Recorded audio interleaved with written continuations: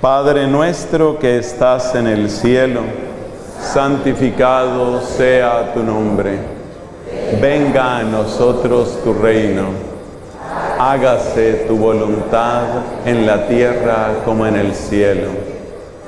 Danos hoy nuestro pan de cada día. Perdona nuestras ofensas, como también nosotros perdonamos a los que nos ofenden. No nos dejes caer en tentación y líbranos del mal. Pidamos la presencia, la intercesión de María Santísima. Cuánto bien hizo ella en ese momento en el cenáculo con los apóstoles. La oración de ella que atrae la gracia del Espíritu Santo. María Santísima, acompáñanos. Bendice esta tierra que te ama tanto. Bendice esta ciudad en honor de tu nombre, María, en honor de tu misterio. Esta es Asunción, es en honor tuyo, María. Bendice con tu protección al Paraguay, sobre todo los niños, los jóvenes. Dios te salve María, llena eres de gracia. Bendita tú eres entre todas las mujeres. Bendito es el fruto de tu vientre, Jesús. Santa María, Madre de Dios, ruega por nosotros pecadores, ahora y en la hora de nuestra muerte. Amén. En el nombre del Padre, y del Hijo, y del Espíritu Santo. Amén. Siéntense, mis hermanos.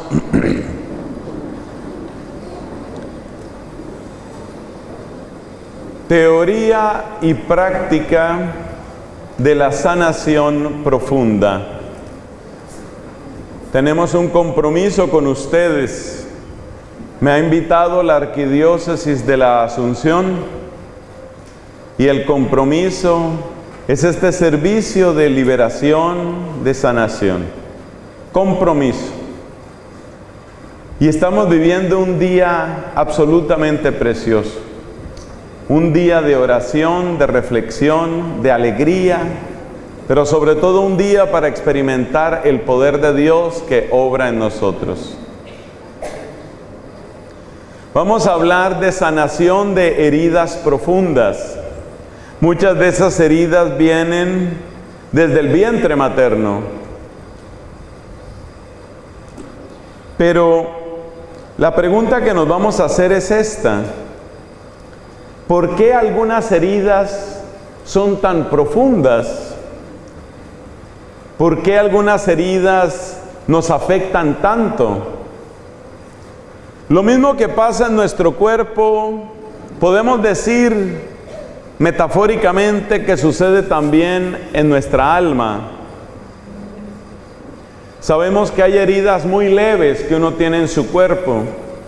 Quizás uno distraídamente se tropezó con algo, se raspó una pequeña cortadita. No es algo grave. A los pocos días no queda ni siquiera cicatriz. Fue una herida leve en el cuerpo. Así también uno puede tener pequeñas heridas en el alma. Pequeñas, no fueron de tanta trascendencia. Pero hoy queremos hablar especialmente de las heridas profundas. Y queremos plantear un poco la teoría, pero también queremos ofrecer la práctica de la sanación con estas heridas profundas. ¿Cómo se reconoce que una herida es profunda? Se reconoce que es profunda en tu alma de la misma manera o de modo análogo a cómo se reconoce una herida profunda en tu cuerpo. Por ejemplo, ¿qué sucede con una herida profunda en el cuerpo que hace peligrar la vida de la persona? Una persona se puede morir de una herida. Si la herida es grave, en una vena central, en una arteria, se puede morir la persona. Se desangra. Entonces hay heridas que nos afectan profundamente, que afectan toda nuestra vida, que pueden arruinar nuestra vida. Cuando una herida tiene la capacidad de afectar toda tu vida, cuando una herida puede arruinar tu vida, cuando una herida aparece por todas partes en lo que tú haces, seguramente estamos ante una herida profunda, porque te afecta profundamente. Pensemos lo que le sucede a una persona que tiene una herida profunda que proviene de su propia familia. Una persona que fue muy poco amada en su hogar, por la razón que sea, fue despreciada. Esa persona carga las consecuencias de esa carencia, de esa herida emocional en todo lo que hace. Es una persona acomplejada, es una persona que pronto se rinde, es una persona triste, es una persona que le cuesta trabajo tener iniciativa. Es decir, estamos ante una herida profunda. ¿Por qué lo sabemos? Porque afecta toda su vida, porque arruina su vida, porque tiene que ver con muchos elementos de su vida. Sale por todas partes. Esa persona que tiene esa herida emocional en el trabajo, en su trabajo, porque es una persona que tiene un empleo, en su trabajo es una persona que se siente rechazada, una persona que tiene problema con todo el mundo, una persona conflictiva, acomplejada, pero luego miramos sus relaciones afectivas y resulta que es una persona que tiene dificultades para hacer amigos, es una persona que tiene dificultades para una relación estable. No hay manera de que tenga una relación estable, sus relaciones terminan mal y eso empeora también las heridas. Estamos ante una herida profunda. Yo quiero advertir una cosa. Lo que vamos a hacer aquí, las sugerencias que vamos a dar, le pueden servir a todas las personas, pero nosotros no pretendemos reemplazar la ayuda profesional que algunas veces puede necesitar una persona. Hay personas que pueden necesitar una ayuda profesional. Me refiero, por ejemplo, a un psicólogo, un tratamiento psicológico. La Biblia nos dice, Dios hizo también al médico. Dios hizo también al médico. De manera que Dios tiene muchas maneras de obrar en nuestra vida. A veces en una oración de sanación Dios puede hacer maravillas, pero Dios también tiene muchas maneras de hacer maravillas. Y Dios a veces se puede valer de un tratamiento. Entonces tenemos que tener prudencia y sabiduría, orar con fe, pero al mismo tiempo no le vamos a imponer a Dios lo que Él quiera hacer con nosotros. Solo Dios sabe cómo nos lleva, cómo nos conduce. Lo cierto es que conocer sobre estas heridas profundas a todos nos sirve. Usted puede notar a veces que hoy se habla de gente tóxica y nos hablan de las relaciones tóxicas. Y casi siempre el consejo que le dan a uno es: apártese de la gente tóxica. Yo entiendo que dan ese consejo. Muchas veces una persona tóxica es una persona negativista o negativa, conflictiva, resentida, hipersensible. Entonces los consejos que muchas personas están dando hoy es: apártese de la gente tóxica. Repito, yo puedo entender ese consejo, pero me hago una pregunta. Y entonces, ¿qué va a suceder con esas personas? Si todos nos apartamos de los que son muy sensibles, de los que son muy negativos, de los que son muy conflictivos, eso no sería como lo que en la ley de Moisés decía de los leprosos. ¿Te acuerdas que en la ley de Moisés al leproso tocaba echarlo, aislarlo? Si él no se separaba, tocaba expulsarlo, váyase. Entonces tal vez estamos volviendo a la gente que llamamos tóxica, la estamos volviendo los nuevos leprosos y despreciamos a esas personas. Y no quiero tener nada que ver con gente negativa porque mi pensamiento es positivo. Tengo un pensamiento positivo, las cosas me van a salir bien, yo voy por la prosperidad, yo voy a ganar, soy un ganador. Me aparto de los tóxicos.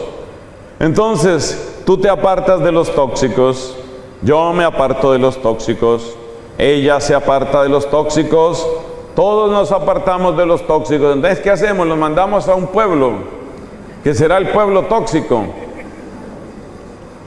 Y que allá se queden todos y se maten entre ellos y se muera el último. Eso no puede ser. El Evangelio nos invita a que seamos prudentes. Cristo dice, sean sagaces, ¿cierto? Dice, sean sagaces, sean prudentes. Prudentes y sagaces como las serpientes, sencillos como las palomas.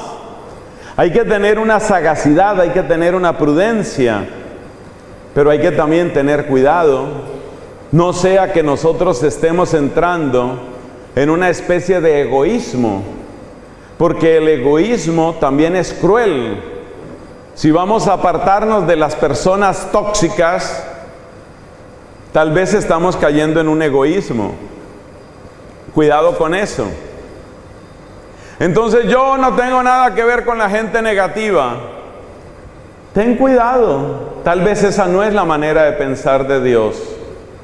Tal vez Dios tiene una palabra distinta. ¿Había gente tóxica entre los apóstoles? Parece que sí. ¿Cómo va a ser? Primera noticia. No, señor, había gente tóxica entre los apóstoles. Usted acuérdese de uno que se llama San Bartolomé. San Bartolomé tenía como primer nombre Natanael. Él se llamaba Natanael Bartolomé. Bartolomé quiere decir el hijo de Ptolomé. Bartolomé, hijo de Ptolomé. Y Bartolomé, que se llamaba Natanael, ¿cómo era él? ¿Cómo era Natanael? Era tóxico. Fíjese usted, capítulo 1 del Evangelio de Juan. Aquí tengo de la Congregación para la Doctrina de la Fe, que no me deja equivocarme en las citas bíblicas. Resulta que en el capítulo 1 de San Juan se cuenta cómo llegó Natanael al círculo de Cristo. Fue otro apóstol llamado Felipe. Felipe va y le dice a Natanael con esa alegría, capítulo 1 de San Juan. Le dice Felipe a Natanael, hemos encontrado al Mesías, es Jesús de Nazaret. ¿Y cuál es la reacción de Natanael? Se puso contento. ¿Cuál fue la reacción? ¿Qué dijo Natanael? ¿De Nazaret? Mire la cara que hizo. ¿Nazaret? ¿De Nazaret podrá salir alguna cosa buena?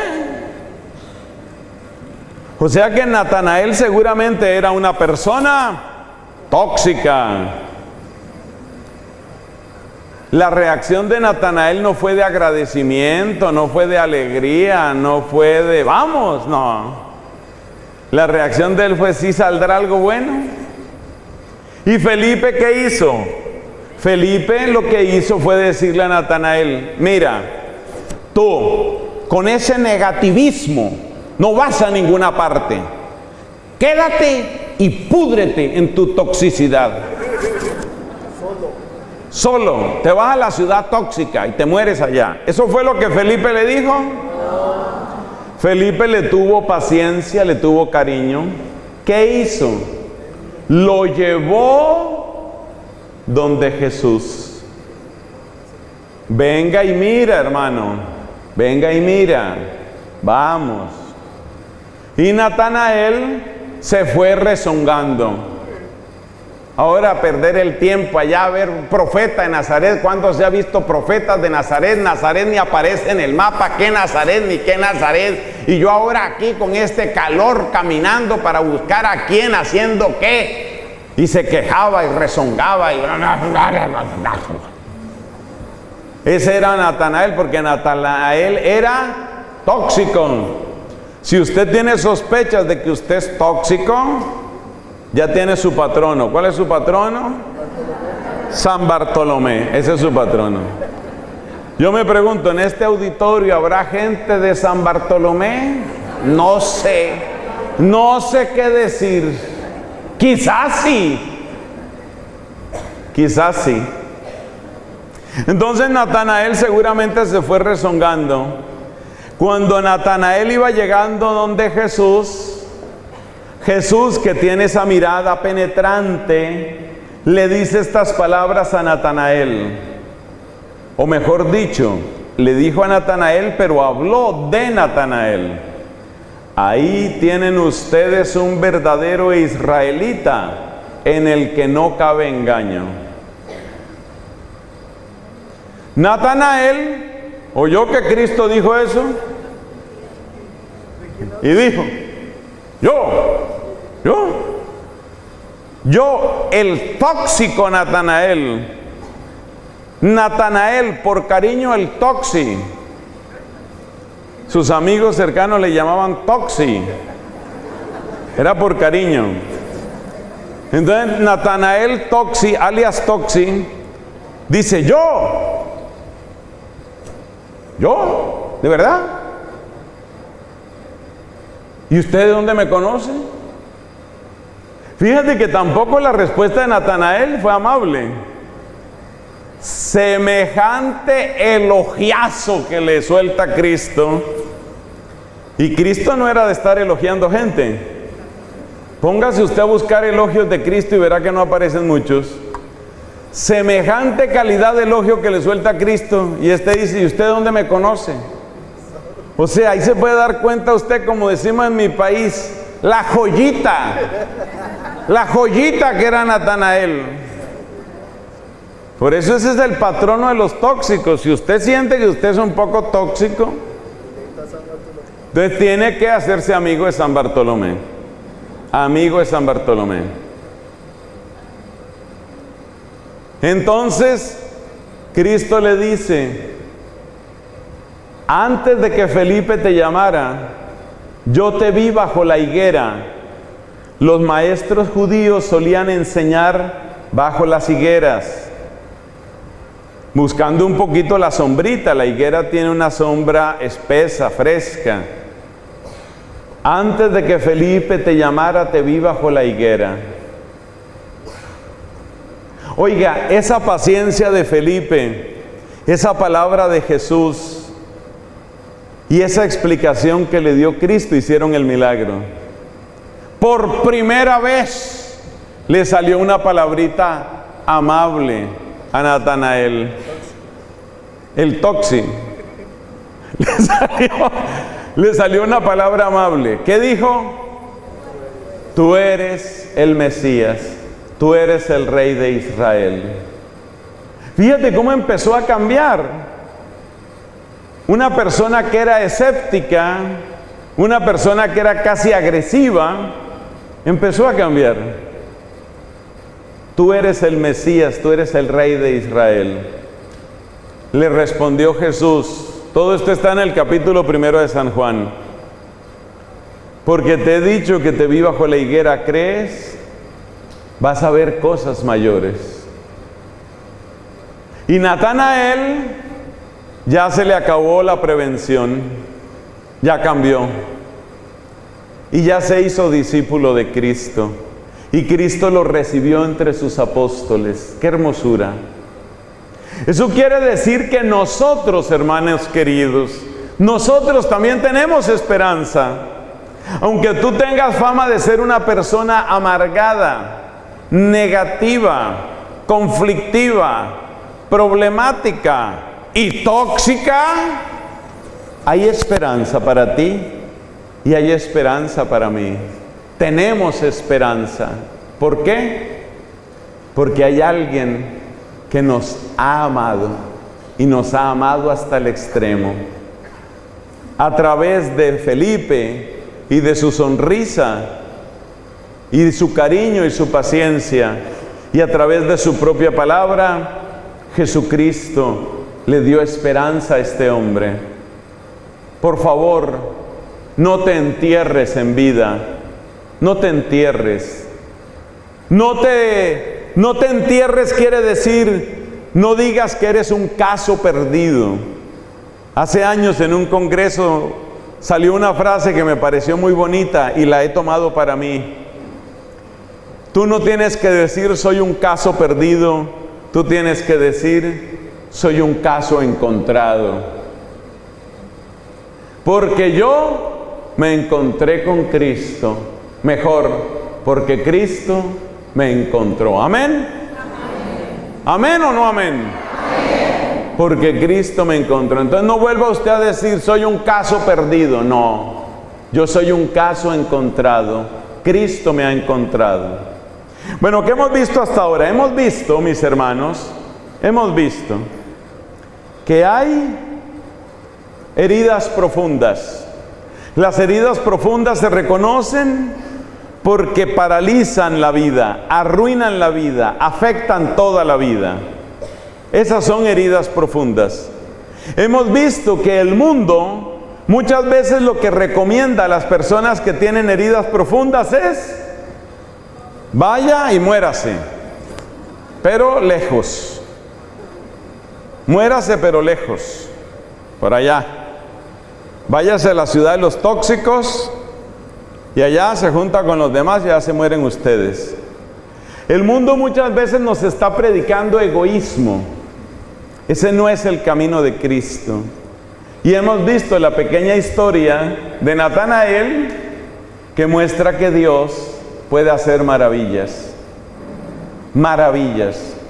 Muchas veces las personas escépticas, muchas veces las personas un poco duras, son también personas que cuando se convierten y llegan a Dios, son los más perseverantes y son los más valientes. Le voy a terminar contando algo escalofriante de Bartolomé. Usted sabe cómo murió Bartolomé, pocas personas lo saben. Bartolomé murió de una manera espantosa. Fue martirizado de un modo terrible. Lo desollaron, le arrancaron la piel y en medio de la sangre y el dolor murió. Ese fue Bartolomé.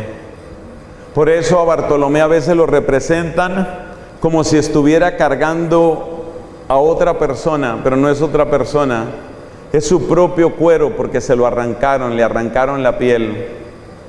Y a pesar de ser sometido a esa tortura inimaginable de dolor, él permaneció fiel a Cristo. El tóxico, el escéptico, entregó su vida por Cristo y mira de qué manera. Cristo puede. Esa es otra frase que me encanta. Cristo puede conmigo. ¿Amén? Amén. A ver, vamos a decirlo todos. Cristo puede conmigo. Amén. Cristo puede conmigo. Ahora dígale a su compañero que tiene ahí, a su compañera, dígale, mírelo a los ojos y dígale, Cristo también puede contigo. A ver, dígaselo. Usted tiene que decírselo a alguien. A mí, bueno, yo a usted, pero dígaselo a otro también. Dígaselo. Cristo también puede contigo. Ahí te estoy viendo el desorden que estás haciendo. Cristo también puede contigo. Cristo puede conmigo. A ver, repitámoslo otra vez todos. Cristo puede conmigo. Otra vez. Cristo puede conmigo. Pero como algunos de los que estamos aquí quizás somos o hemos sido discípulos de San Bartolomé, Ahora ya sabe qué quiere decir cuando usted le digan, tú eres como discípula de San Bartolomé. Ya sabe lo que le están diciendo. Le están diciendo, es un poquito tóxica. Entonces vamos a decir, van a repetir por favor después de mí que esto es parte de este taller. Entonces decimos, Cristo puede conmigo. Cristo puede conmigo. Pero tiene que decirlo fuerte, que la gente escuche allá. Yo creo que no se alcanza. La señora allá de la mesa no alcanzó a oír, yo creo. Mire, ella hace la seña que no alcanzó a oír. Entonces hay que pedir para que nosotros hablemos fuerte y para que ella se sane la sordera. Entonces, a ver, repita después de mí. Cristo puede conmigo. Cristo puede conmigo. Fuerte. Cristo puede conmigo. Cristo puede conmigo. Aunque mi vida haya sido tóxica. Cristo puede conmigo. Cristo puede conmigo. Aunque yo haya estado rodeado de gente tóxica, Cristo puede conmigo. Aunque he pasado por circunstancias difíciles, Cristo puede conmigo. Aunque tenga heridas profundas, Cristo puede conmigo. Yo sé que Cristo puede conmigo. Amén. Dele un aplauso a Cristo. Dele un aplauso a Cristo.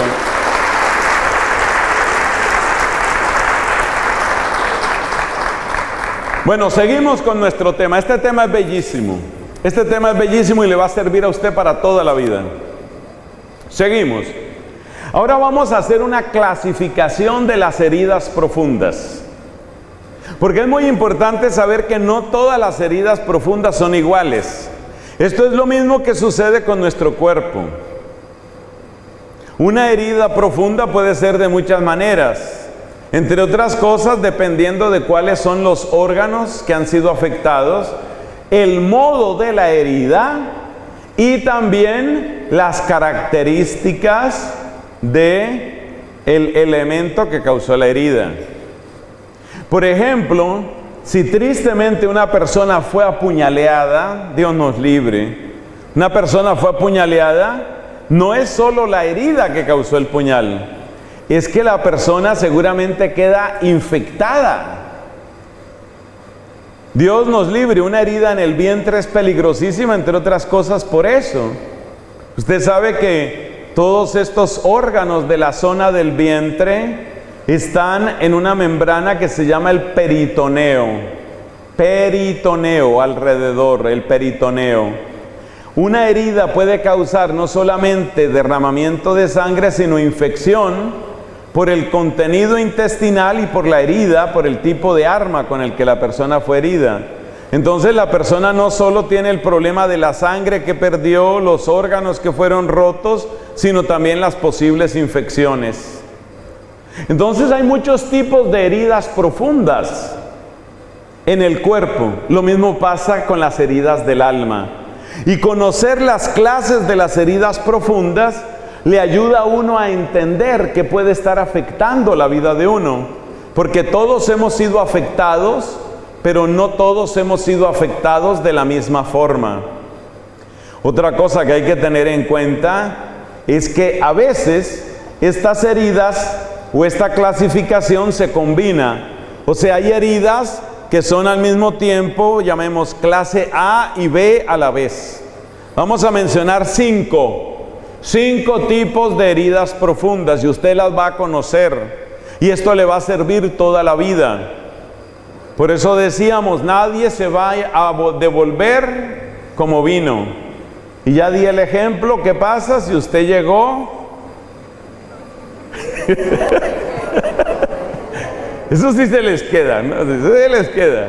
Usted vino pobre y feo, entonces ya sabemos que se devuelve animado. Bueno, entonces vamos con el tema. Entonces son 5 clases de heridas profundas. que son como 5 razones por las que hay cosas de la vida, circunstancias de la vida, eventos en nuestra vida que nos hieren profundamente. ¿Cuáles son esas 5 clases? La primera, las heridas más antiguas. Por eso hablamos de el vientre materno. Resulta que ya en el vientre materno uno es afectado. Ya uno es afectado. Efectivamente, la persona que está en el vientre materno ya es afectada. Algunas veces se ha hecho oración por una persona y el Señor revela en palabra de conocimiento: esta persona fue rechazada. ¿Ve?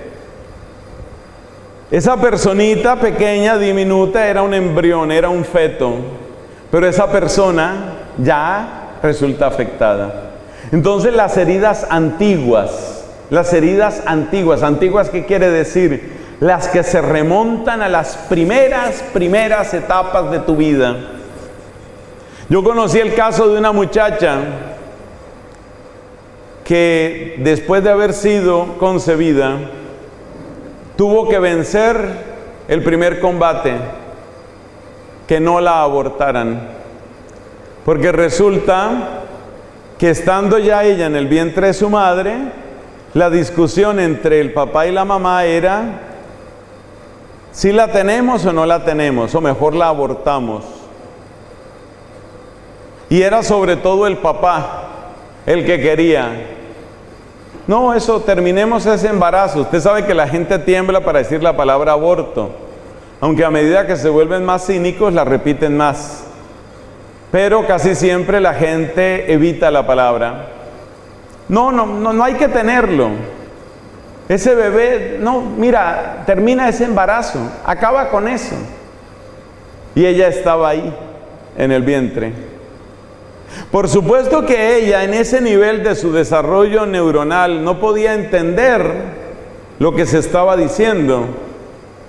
Pero ¿no crees tú que el estado de ánimo de una madre afecta a la criatura? Eso es totalmente cierto, porque todo estado de ánimo tiene repercusiones neurológicas, digestivas, metabólicas y hormonales. Una mamá que ha tenido un embarazo lleno de sobresaltos, lleno de nervios, lleno de angustia, lleno de peleas, tiene características metabólicas, neuronales, patrones de descanso interrumpido, afectamiento en sus hormonas. Todo eso repercute en una criatura demasiado pequeña, una criatura que depende completamente de ella, porque el bebecito depende completamente de la mamá. Entonces las heridas muy antiguas, ¿qué quiere decir antiguas? Quiere decir las heridas que se remontan a las primeras etapas de tu vida. ¿Qué pasó en el momento en el que tu mami se enteró de que iba a ser mamá de ti? ¿Qué pasó ahí? En algunos casos, en muchos casos, la noticia fue recibida con alegría. En otros casos, con una terrible preocupación. ¿Y ahora qué voy a hacer? ¿Y ahora qué voy a hacer? Mujeres casadas, ¿y ahora qué vamos a hacer? No tenemos ni para estos 3 hijos, y ahora que viene otro, ¿ahora qué vamos a hacer? Y entra la discusión. Eso tiene repercusiones en la criatura. Eso afecta a la criatura. Por eso hay que decir en voz alta esto que voy a decir. Mis hermanos, el cuidado de la mujer embarazada le interesa a toda la sociedad. Todos tenemos que rodear de apoyo, de amor, de cuidado, de solidaridad, de cercanía a toda mujer embarazada. Tal vez ese embarazo no sucedió en las mejores condiciones. Tal vez fue un embarazo por irresponsabilidad. Eso significa fornicación con el novio, por ejemplo. No es la manera deseable, pero una vez que se sabe que hay vida humana dentro de un vientre de una mujer, a esa mujer hay que darle respaldo, amor, cuidado, cariño, así haya que corregirla. Porque seguramente no hizo todo bien, seguramente se equivocó, seguramente obró mal, irresponsablemente. Muchas mujeres consideran que con usar anticonceptivos está todo hecho y no saben el daño que los anticonceptivos les hacen a sus cuerpos y a sus corazones. No saben eso. Ese sería tema para toda una charla, el daño que causan los anticonceptivos. Fisiológicamente, por ejemplo, en el adelgazamiento y cristalización del endometrio, pero también y sobre todo en el alma de la mujer, porque la predisponen a ponerse en guerra contra los hijos. Es terrible el daño de los anticonceptivos. Y hay mucha jovencita que cree que con el uso de anticonceptivos todo está resuelto y quedó embarazada. Aunque las circunstancias, insisto, aunque las circunstancias del embarazo no sean las que uno hubiera deseado, y aunque haya que corregir y educar a esa mujer, hay que corregirla o educarla con amor, dándole apoyo. La respuesta al tema del aborto no es simplemente leyes y leyes que condenen. Se necesitan leyes que protejan a la criatura en el vientre materno. Las leyes no son para condenar a la mujer, son para defender ante todo a la criaturita. Si nosotros queremos leyes contra el aborto es porque queremos leyes que defiendan a la criatura. Esas leyes tienen que existir porque hay que defender a la criatura, que es la más indefensa. Pero hay que tener clara una cosa: aunque haya que corregir y educar a la mujer, será siempre con amor y siempre dándole apoyo, siempre. Toda la sociedad tiene que cuidar a las embarazadas, toda. Es el cuidado a la mujer embarazada, es ese cuidado el que puede realmente prevenir el aborto. Porque si dejamos a las mujeres solas, la mujer sola puede llegar a la desesperación. Y mucho más del 70% de las mujeres que han abortado dicen: yo llegué a esa decisión porque sentí miedo y me vi sola. Hay que rodear de amor a la mujer embarazada, hay que cuidarla. El cuidado de la vida nos atañe a todos. Pero sigamos con el tema de las heridas. Entonces las heridas son heridas antiguas. Ese es un tipo de herida profunda. Por supuesto, eso también tiene que ver con los temas del nacimiento, la manera de nacer. Hay partos que son prolongadísimos. Sobre todo hace unos años, hoy los médicos casi no permiten esos partos, pero yo he conocido historias de partos de 12, de 15, de 18 horas. Eso por supuesto es muy duro, terriblemente duro para el cuerpo de la mujer, pero ella no está sola. Hay una criatura que está naciendo y no es tampoco fácil para la criatura que está naciendo. ¿Cómo fue ese parto? ¿Qué dificultades hubo? Yo conocí un caso impresionante. Aparentemente había nacido muerto, no se detectaba pulso en el bebé que había nacido. No respiró, estaba de mal color. El diagnóstico médico fue: nació muerto. Bueno, lo separan del cuerpo de la mamá. Al ponerlo en una bandeja, que uno se espanta de estas cosas, parece que el frío del metal de la bandeja hace reaccionar al bebecito. Y cuando ya era prácticamente, perdón lo que voy a decir, cadáver, material de desecho, lloró. Y eso le salvó la vida. Ya lo daban por muerto, ya estaba prácticamente cadáver según ellos. Entonces, ¿cuáles fueron las circunstancias del nacimiento? Eso también afecta. Y luego todo lo de la infancia. ¿Cómo fue la infancia? Esas son heridas profundas, heridas muy profundas a veces. ¿Cómo fue esa infancia? Una amiga que trabaja en el área de la salud, ella prestó un servicio social cuando estaba terminando su carrera. ella en el área de la odontología.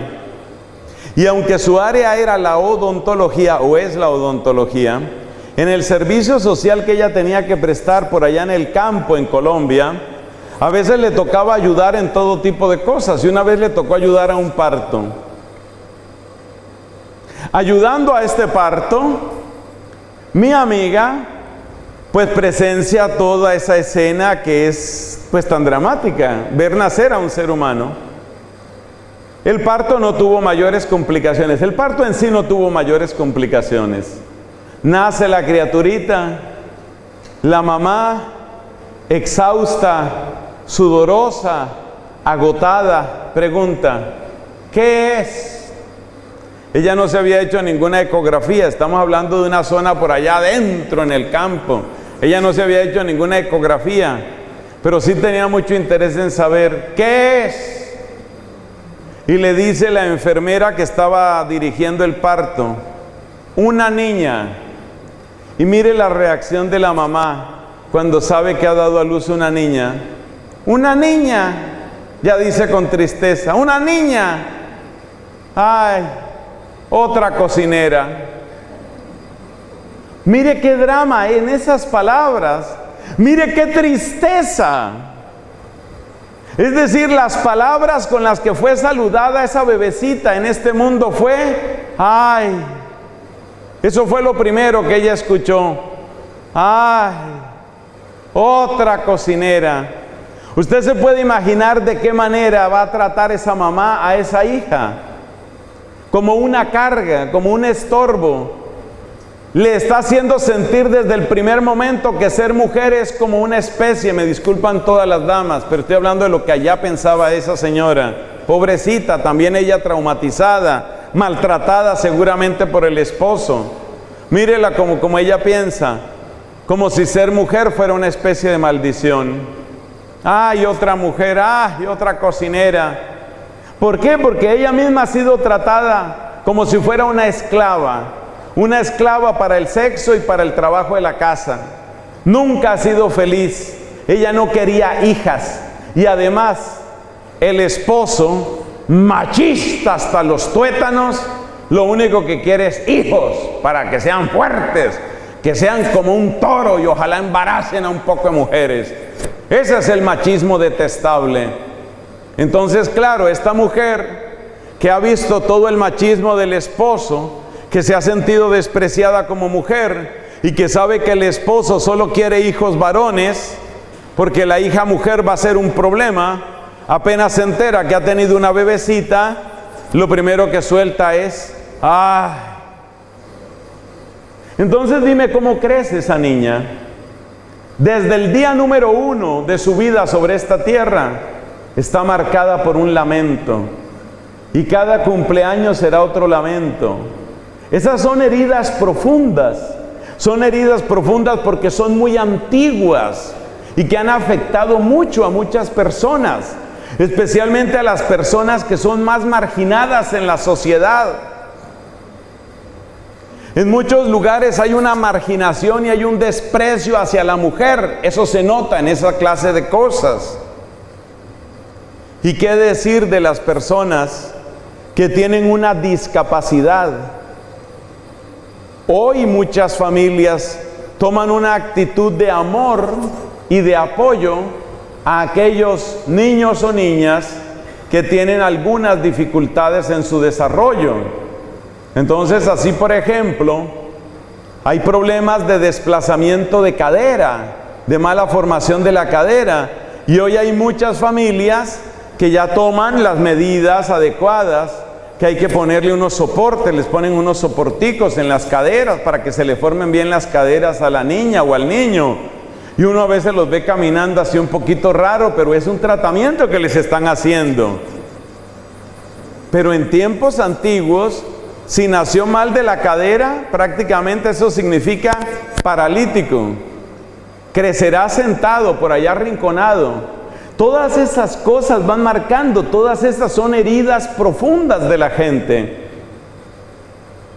¿Qué decir de los que tienen otro tipo de defecto, como lo que llaman labio leporino o paladar hendido? O la persona que tiene pecada la lengua no puede hablar bien. Y es despreciada y es burlada porque no puede hablar bien.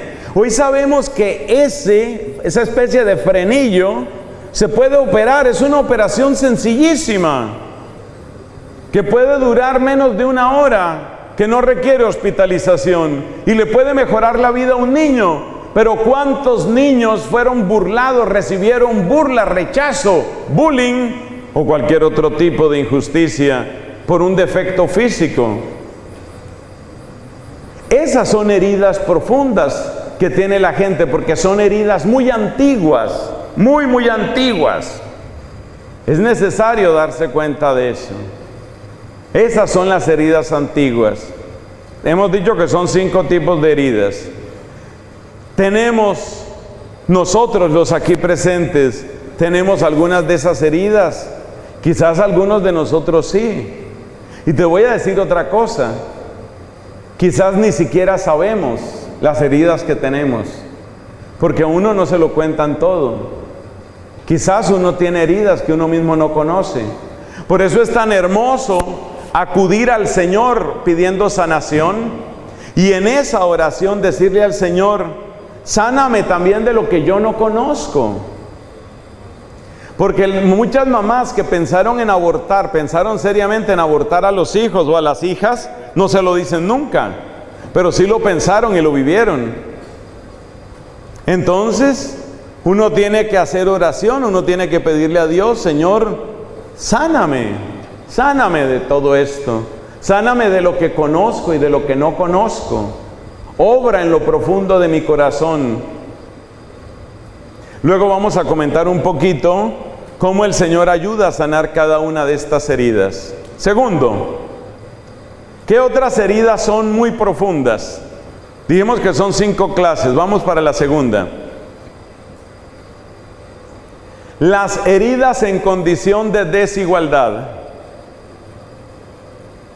Si usted está peleando con otra persona que es más o menos de su tamaño, que es más o menos de su fuerza y que es más o menos de su mismo nivel de entrenamiento, que en mi caso es 0, si usted está peleando con una persona que es de su propio nivel y usted gana o pierde, eso es algo que usted lo puede esperar, porque es un combate igual. Pero aquí estamos hablando de las heridas en clave de desigualdad, las heridas por desigualdad. ¿Cuáles son las heridas por desigualdad?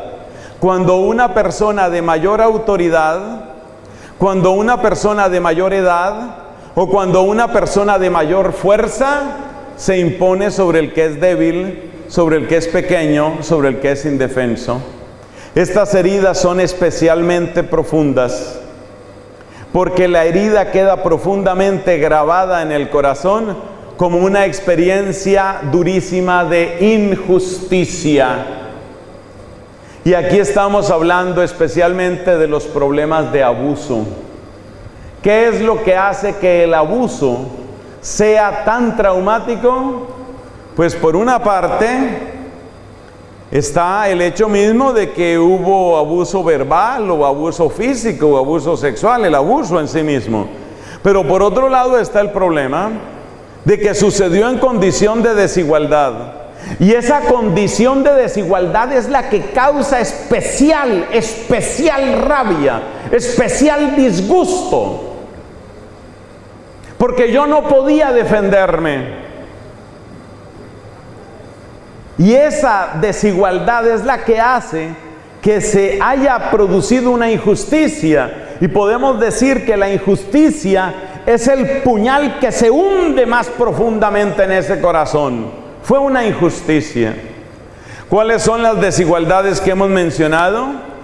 La desigualdad por autoridad, la desigualdad por edad, la desigualdad por fuerza. Típicamente las personas que más sufren esto son los niños, las niñas, porque la persona no se puede defender.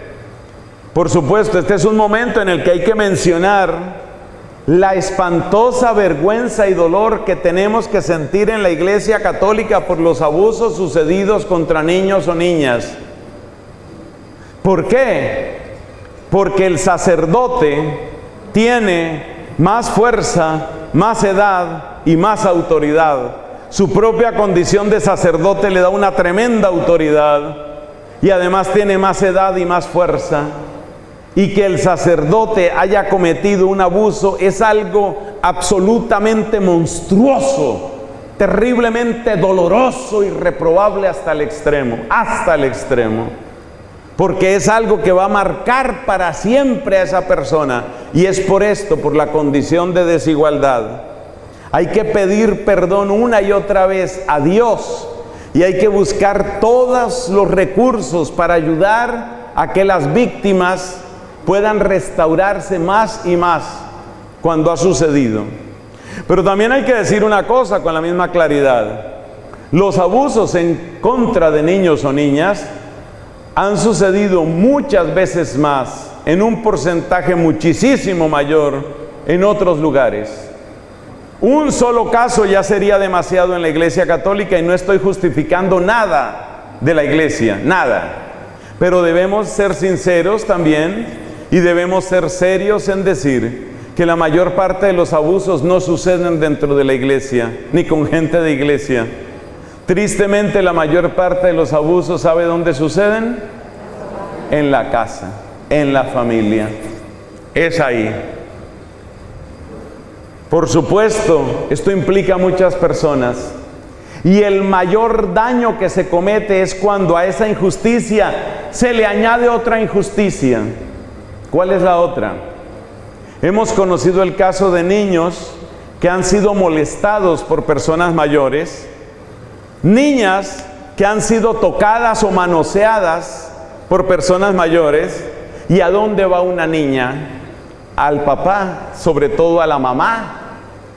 Entonces yo ya he conocido varios casos de niñas que fueron molestadas, tocadas, manoseadas, fueron donde la mamá, y entonces la mamá, por la razón que sea, le responde a la niña en este lenguaje: ay, niña, ¿usted dónde saca esas porquerías? Deje de estar inventando cosas.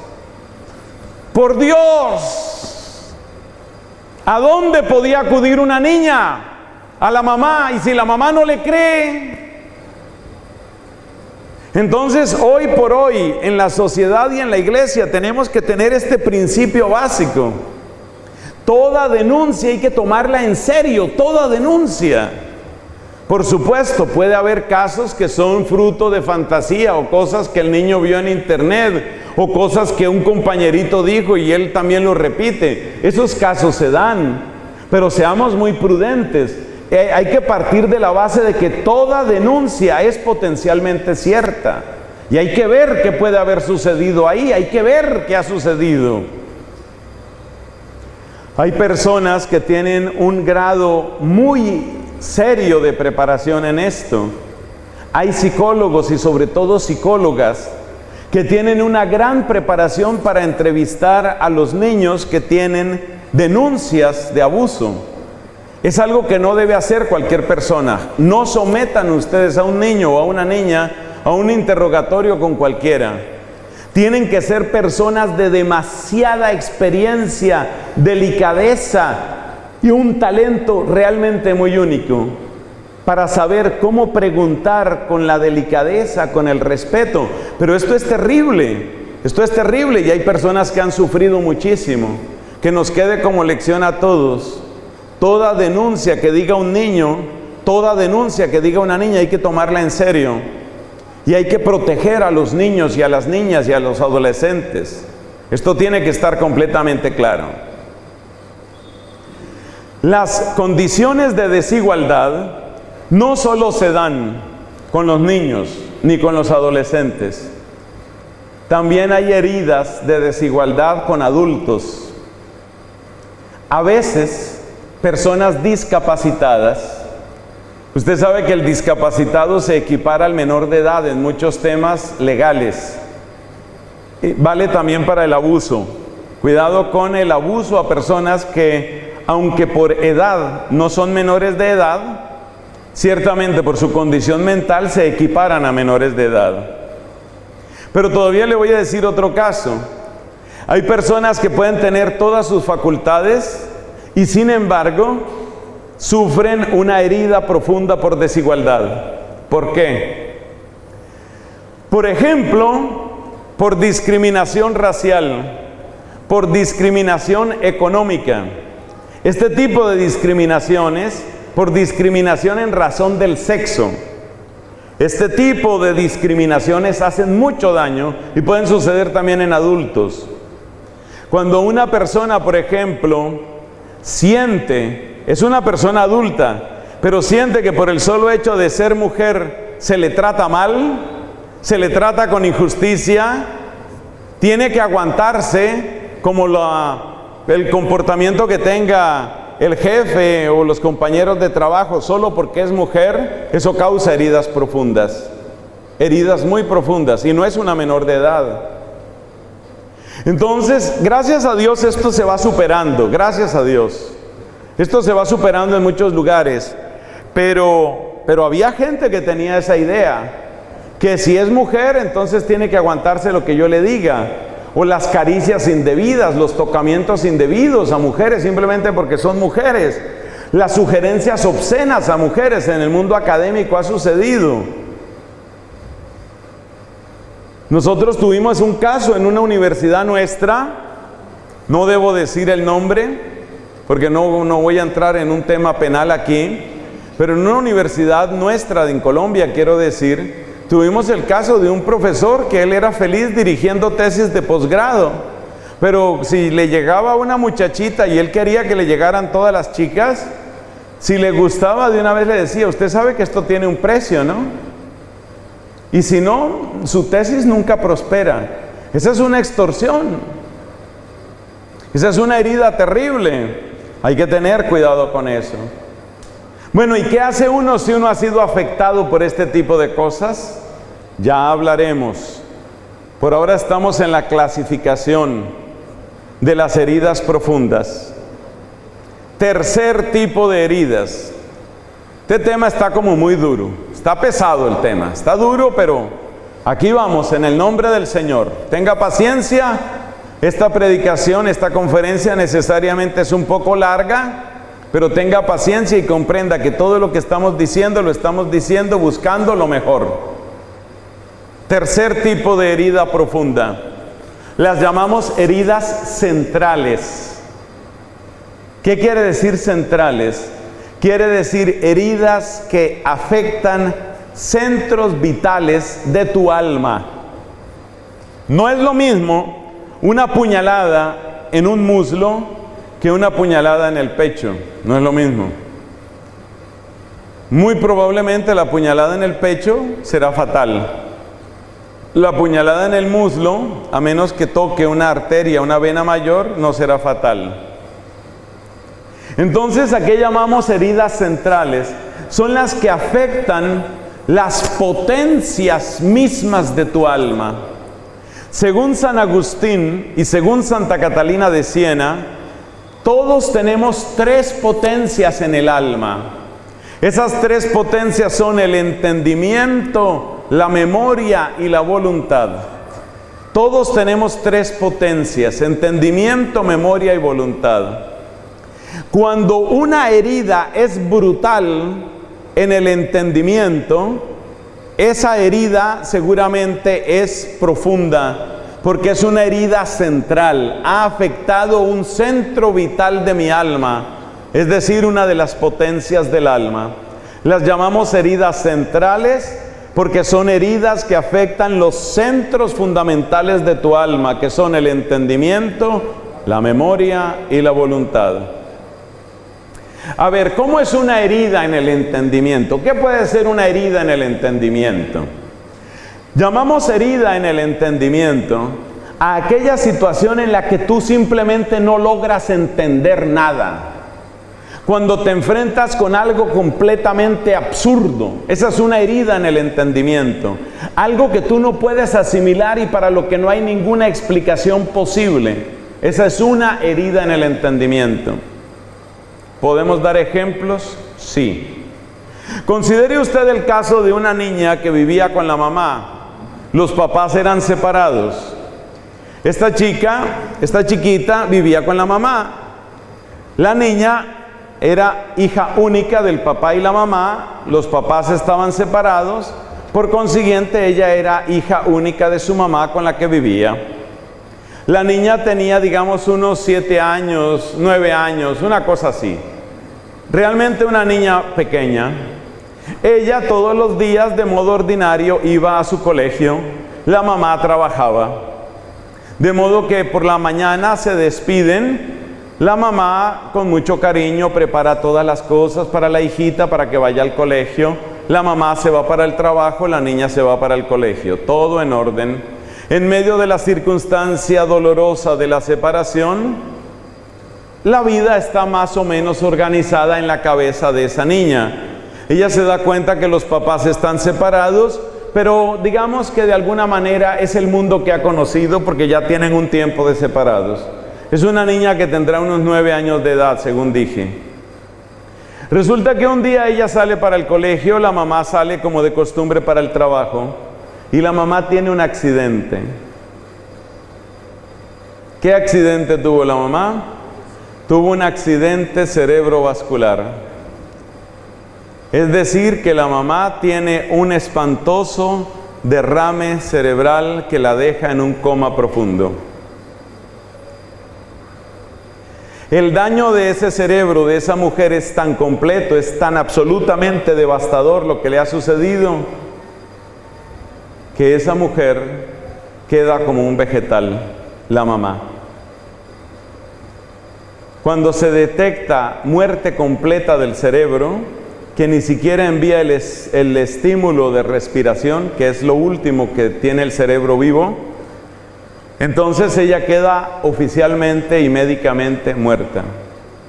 De manera que esta chiquita por la mañana tenía mamá, 10 horas después, 12 horas después ya no tiene mamá. Y ella vivía con la mamá y esa era la única persona que ella tenía. Usted se puede dar cuenta el nivel de herida que esto es. ¿Cómo le explicas? ¿Qué palabra puede ayudarle a entender a ella lo que está pasando? Es algo imposible de entender, imposible. ¿Qué pasó? ¿Qué pasó? ¿Dónde está mi madre?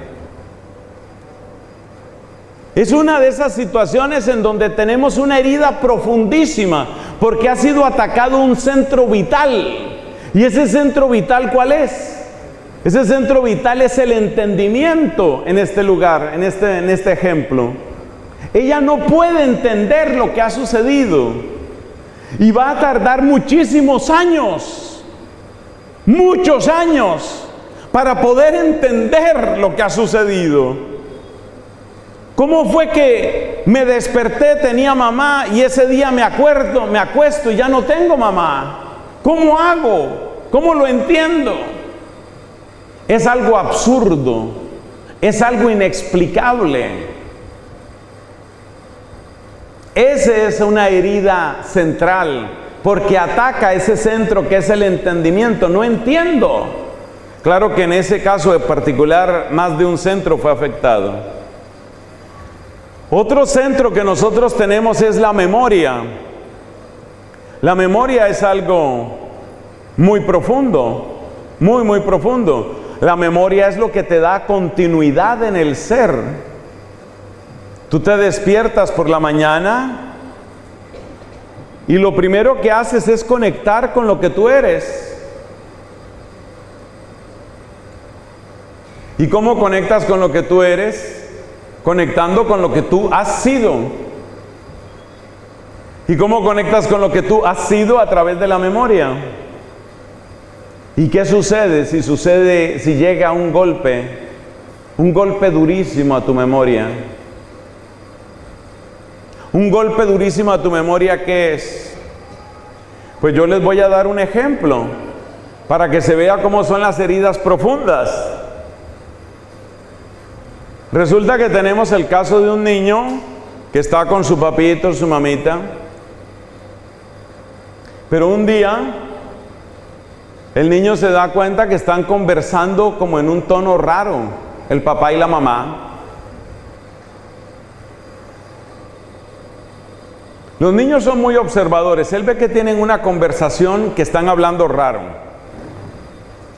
Unos días después, la mamá lo llama aparte y le dice, vamos a decir aquí un nombre cualquiera, Julián, yo quiero contarte algo. Y básicamente lo que la mamá le tiene que contar es que él no es hijo de ese papá. Entonces, ¿qué le pasa a ese niño? Que él tiene su mundo armado, él tiene su memoria. Cada uno de nosotros tiene un relato, tiene una historia. Tú eres en cierto modo tu relato. Pero ¿qué pasa si una pieza importante de tu relato te la cambian? Esa es una herida muy fuerte. Entonces, ese hombre que yo siempre he visto como mi papá, no es mi papá. No, yo no voy a describir aquí cómo le habló la mamá, simplemente voy a contar el tipo de herida profunda.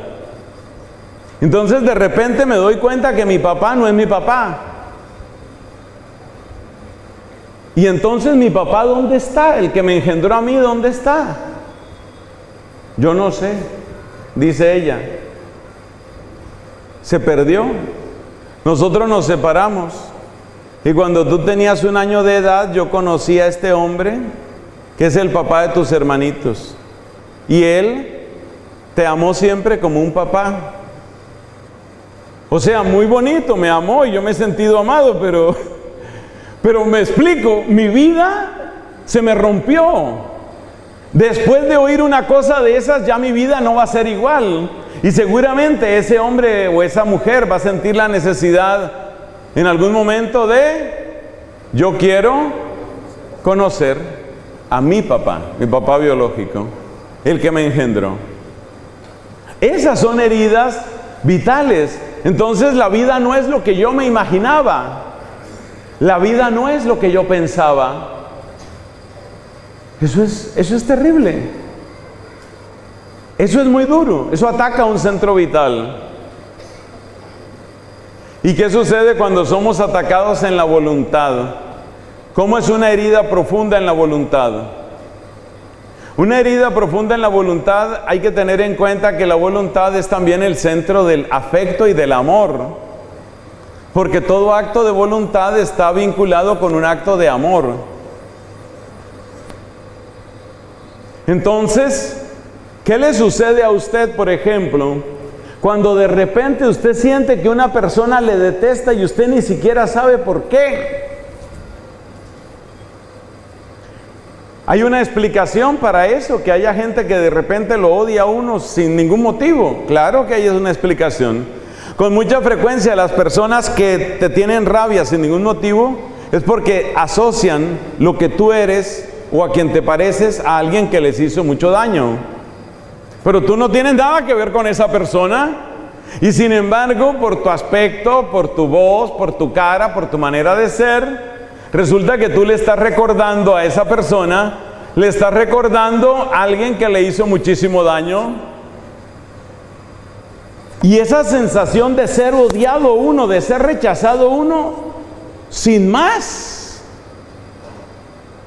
Yo he tenido el privilegio en mi comunidad de servir en lo que se llama el Consejo de Provincia, que es como un órgano de gobierno que tienen las comunidades. Tenemos en las comunidades un órgano de gobierno para las provincias. Las provincias son como las distintas porciones, por darle un nombre, de la comunidad en todo el mundo. Y he trabajado entonces de cerca con algunos provinciales, que son los superiores nuestros. Yo nunca he sido provincial, tampoco me interesa, ciertamente. Yo prefiero predicar en el Paraguay.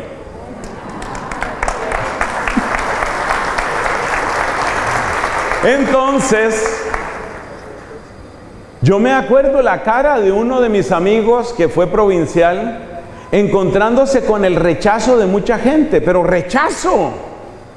¿Y por qué me tratan así? ¿Por qué me rechazan? ¿Por qué me odian? Yo no he hecho nada. Eso causa una herida profunda, porque está en el centro del afecto, del amor. Pero lo que más afecta a la voluntad es la traición, especialmente la infidelidad. Una persona que ha entregado su corazón, que ha entregado su cuerpo, que ha entregado su vida y que se siente traicionada, es una persona que siente una herida muy, pero muy profunda, porque va al centro de la voluntad, al centro del afecto, al centro del amor. Es algo muy fuerte, muy, muy fuerte. Entonces, todas estas heridas del entendimiento, de la memoria o de la voluntad, son las que llamamos heridas centrales. Está muy pesado este tema. Pero sigamos, ¿cierto? Ya toca seguir, ¿ya qué hacemos? Llevamos 3 y son 5 clases. Hemos hablado de las heridas antiguas, hemos hablado de las heridas por desigualdad y hemos hablado de las heridas centrales. Otras heridas son profundas por la forma como sucedieron, por la violencia,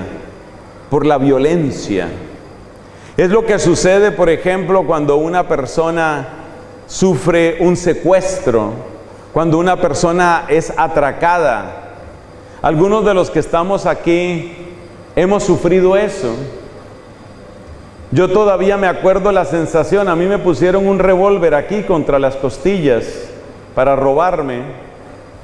Me pusieron un revólver aquí. Y uno se acuerda de sentir aquí el revólver para robarlo. Y tú sientes que en cualquier momento puede suceder cualquier cosa. Hay una agresividad. Con mucha frecuencia las personas que van a hacer robos, secuestros u otros crímenes insultan a sus víctimas. Es un recurso para disminuir la fuerza psicológica de la persona que está siendo atracada o robada, y también es un recurso para deshumanizar al que está siendo robado, verlo como una cosa. Porque si tú ves la humanidad de la persona a la que estás maltratando, en el momento en el que tú ves la humanidad te ablandas. Por eso hay que mantenerse duro. Por eso el criminal trata de mantenerse duro. Porque trata de mantener esa actitud inhumana. Si se ablanda, pierde. Entonces los robos, los atracos, los secuestros, algunas confrontaciones son muy fuertes, y ahí sucede gran agresividad. Tristemente, las personas que nos pueden causar las heridas más, pero más profundas, son las personas que más amamos. Porque las personas que más amamos son también las personas a las que les hemos desnudado el corazón. Les hemos mostrado nuestra debilidad. Les hemos mostrado nuestra fragilidad. La persona que ha sido más cercana es también la persona que más puede causar esta clase de heridas. Por eso dice el Salmo: incluso mi amigo de quien yo me fiaba, que compartía mi pan, es el primero en traicionarme. Esa sensación de agresividad que puede ser con un beso como el de Judas, ¿no? ¿Te acuerdas el beso de Judas? Agresividad que puede ser con un beso, pero es agresividad de todas maneras. Esa terrible agresividad marca profundamente la persona que ha pasado por una violación, la persona que ha pasado por un robo, ya dije, un secuestro, un atraco. Las peleas entre novios y sobre todo entre esposos.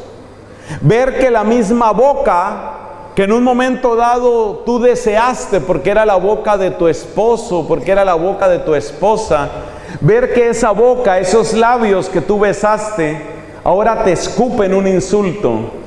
Eso es muy duro. Eso es muy, muy duro.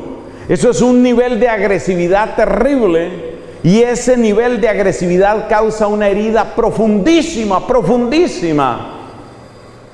Pareciera que esas palabras no se pronunciaran una sola vez, sino que es como si esas mismas palabras se repitieran y se repitieran en una película dentro de la cabeza, porque es una persona demasiado importante para ti. Los insultos, las palabras agresivas de un papá, de una mamá. En momentos de rabia, el papá le suelta una palabra agresiva al hijo. ¡Qué desgracia haberlo tenido a usted! Esas palabras son increíblemente dolorosas, capaces de herir hasta lo más íntimo de un hombre o de una mujer. Son palabras que jamás deberían decirse, nunca por ningún motivo deben decirse en esta tierra. Por eso uno tiene que pedirle al Señor, cuando uno tiene un disgusto, uno tiene que pedirle al Señor lo que dice el Salmo: pon un centinela a la puerta de mi boca, porque las palabras que tú dices nunca regresan. Una vez pronunciada ya no hay manera de detenerla. Dice un refrán antiguo que algunos atribuyen a los indígenas: el río que corre, la flecha que se dispara, la palabra que se dice, nunca regresan. No hay manera de detener la flecha, ya la soltaste, ya salió. No hay manera de detener el río. Tú no puedes tomar toda esa agua y decirle: devuélvase, devuélvase. Eso sigue. No hay manera de detener esa palabra. Entonces las agresiones son muy fuertes, muy, muy fuertes. Y la violencia hace que esas heridas sean muy profundas. Por último, quinta clase. Ya vamos llegando a la parte, estamos terminando la parte más dura. Ánimo, ánimo, que ya vamos terminando la parte más dura. La cuarta eran las heridas violentas. La quinta es heridas de muy largas consecuencias. Te voy a dar un ejemplo, porque este tipo de heridas son totalmente distintas de otras. Resulta que había un hombre que tenía una finca.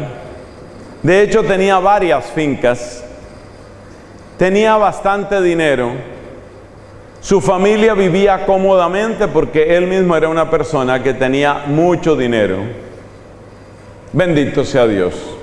Yo no le veo problema a eso. Que lo pueda administrar bien, que no se encierre en su egoísmo y que Dios lo bendiga. Yo no tengo problema con eso.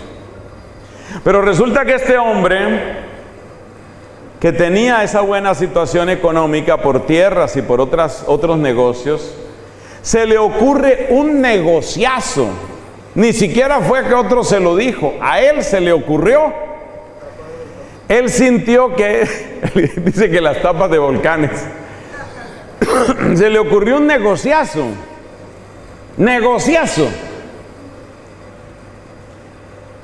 Y se mete en el negocio ese. Pero había que conseguir mucha infraestructura, era un negocio con un tipo de ganado. Y entonces había que hacer toda una infraestructura que para el ganado, y que las cercas y que no sé cuántas cosas, y los animales y traerlos, y ya él se imaginaba ganando muchísimo más dinero para ese ganado. Pero resulta que el negocio no despegaba, las cosas no se le daban. Aunque él había tenido fincas, realmente él no era un hombre de campo. Él sabía lo que era tener un título sobre una mesa, él no sabía lo que era trabajar el campo. Y usted sabe que la única manera de que esos negocios funcionen es estando ahí y cuidando el negocio. Por eso se dice: el ojo del amo engorda el caballo. Hay que estar ahí, hay que estar ahí. Y este no era un hombre de campo, él tenía tierras, pero él no sabía de eso. De manera que una parte que lo robaron, otra parte que lo engañaron, otra parte que no supo, otra parte que lo estafaron, otra parte que compró mal. Y empieza a perder dinero, pero empieza a perder dinero, mejor dicho, a perder dinero, seriamente. Cuando empiezan las pérdidas, los amigos y parientes de este hombre empiezan a advertirle. Vamos a llamarlo aquí Carlos Alberto. Oiga, Carlos Alberto, usted no es para eso, hombre. Usted no es para eso. Mire, mejor venda lo que todavía le queda Venda lo que le queda y sálgase de ese negocio. Usted no es para ese negocio. Pero el hombre, terco, se le subió el ego. No, yo de esta me repongo. Estoy aprendiendo, déjame que estoy aprendiendo. Ya las pérdidas eran grandes, porque él no sabía de eso. Y es que hay una edad para aprenderlo, y no todos aprendemos o podemos aprender de todo. Entonces este hombre terco empieza con la idea de que él tiene que levantarse. Le pasaba un poco lo mismo que a los jugadores. El jugador que pierde plata en un casino y que entonces dice, pero la otra semana me repongo. Vuelvo y visito y repongo lo que perdí, gano más. Y este se mete con esa idea. Oiga, se mete con esa idea y no solo no se salió del negocio, sino que le metió más plata al negocio. Y sigue perdiendo y perdiendo. Finalmente se arruinó del todo. Y por supuesto se llevó a la familia a la ruina también. ¿Por qué le estoy contando esta historia? Porque el problema no fue la ruina.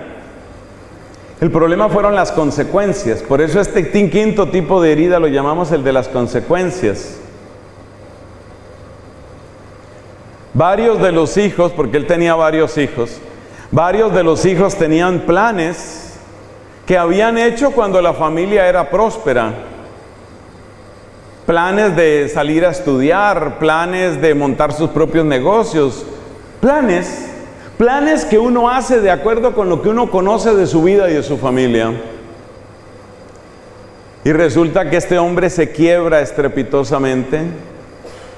Entonces le toca empezar por sacar a los hijos de los colegios donde los tenía y mandarlos a escuelas públicas. Y se acabaron las vacaciones y se acabaron los estudios y se acabó todo.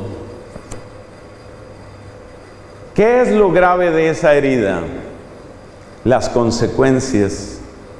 Es decir, después de esa quiebra, 1 año después, 2 años después, 5 años después, 10 años después, los hijos de Carlos Alberto seguían pensando, si mi papá no hubiera sido el terco que fue, yo no tendría que estar pasando por esto. Algunos de sus hijos tuvieron que pasar hambre física, de no tener que almorzar, de no tener que comer un día, de tener que pasar 2 días comiendo cualquier tontería que regalara alguno por ahí, de empezar a sentir ese dolor de cabeza y ese mareo de la persona que tiene demasiadas horas sin comer.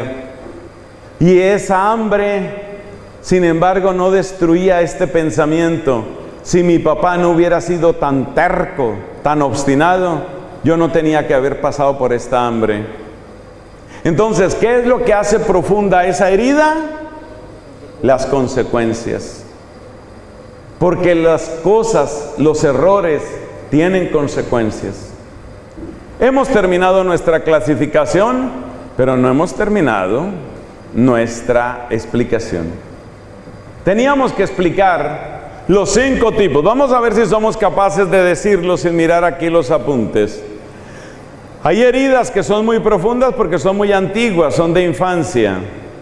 ¿De esas tuvo Cristo? ¿Ustedes qué creen? Unos dicen que no, otros dicen que sí. Claro que tuvo de esas. ¿En dónde nació?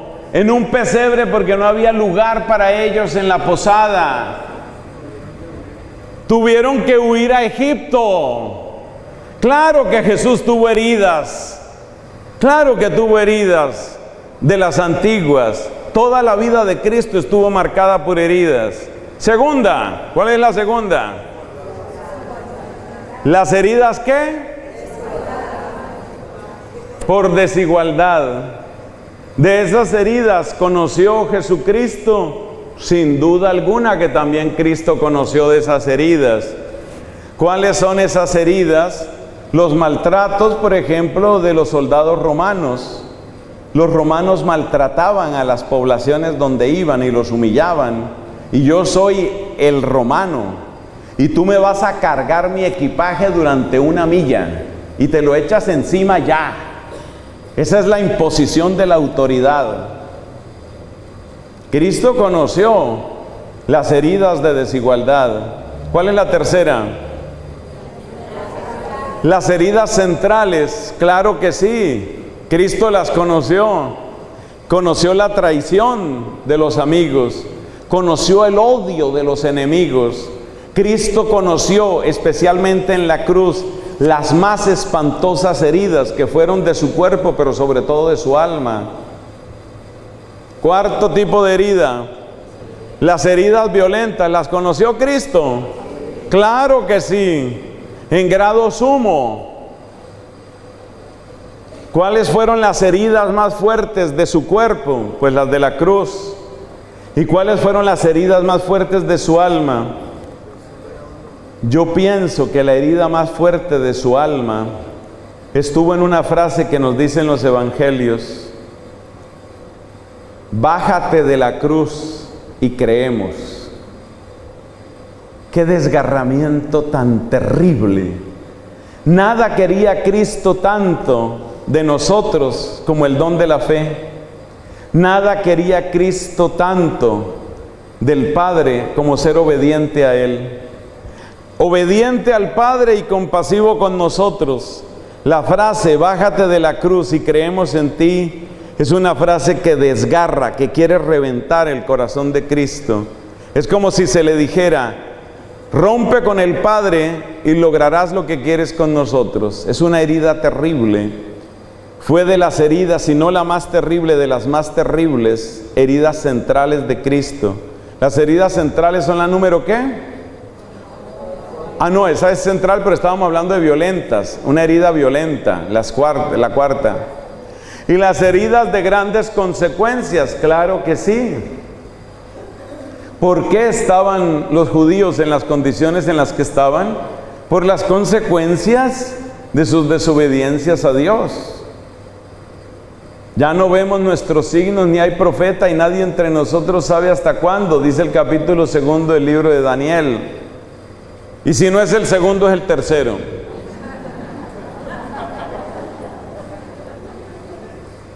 Entonces, lo que quiero destacar es: Cristo conoce las heridas.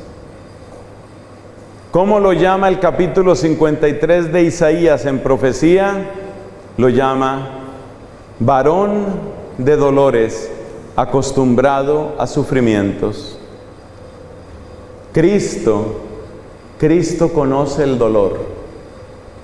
Cristo conoce el dolor. Y por ahí empieza la última parte de nuestra predicación. Dios los bendiga por su paciencia, pero de verdad este tema toca darlo así. Esto toca darlo así seguido para que se entienda qué es lo que queremos decir. Mira entonces, ¿qué es lo que Cristo hace con nosotros? ¿Cómo nos ayuda Cristo? Decía hermosamente el Papa Benedicto XVI. ¿Dónde está la foto de Benedicto en este salón? Eso está bien. Decía el Papa Benedicto: la respuesta de Dios al sufrimiento humano es sufrir con el ser humano. La primera respuesta de Dios al dolor no es una explicación, no es una teoría, no es un conjunto de ideas. La primera explicación, la primera respuesta de Dios al dolor humano es sufrir con nosotros. Varón de dolores, acostumbrado a sufrimientos. Y la carta a los Hebreos dice: a gritos y con súplicas imploró al que podía librarlo de la muerte, y sufriendo aprendió a obedecer, y así, habiendo alcanzado la perfección, es jefe de todos los que le obedecen, es guía de todos los que le obedecen, dice la carta a los Hebreos. Entonces, lo primero que debo hacer, ¿qué debo hacer yo con mis heridas? ¿Qué es lo que debo hacer yo con mis heridas? Lo primero que debo hacer con mis heridas es reconocerlas, como decíamos ayer al hablar de evaluarse. Lo primero que debo hacer con mis heridas es reconocerlas, no negarlas, no esconderlas, no reprimirlas. Las tengo. ¿Y qué es lo segundo que debo hacer con mis heridas? Lo segundo que debo hacer es verlas en un espejo que se llama Jesucristo. Entonces, vamos a aprender o a repasar en el final de esta predicación, vamos a aprender 5 oraciones cortas, que son oraciones de sanación.